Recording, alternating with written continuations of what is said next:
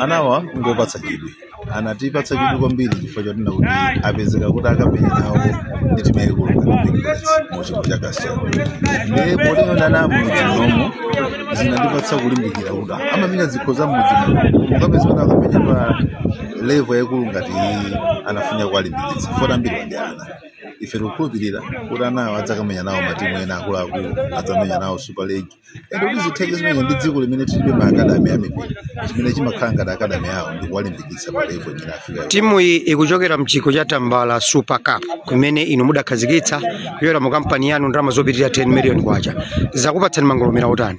Mmene tinkakhazikitsa chikho chimene chitimanena zoti tikufuna mutuluke matimu amene akhoza kumenya mpira yaikulu. Umbono wake ndi kuti anamuka apatsa chilimbikitso kuchokera kumadera kumene amakhala ndi zinthu zophweka kwambiri kuti apatsa chilimbikitso chimene chicha adzifumbuka ndipo akamenya matimu akuluakulu akamenya ngakhale mu national team. Umbono wake ndi umenewo. Mukupereka uthenga utani kwa amene akudzaonera masewero amene?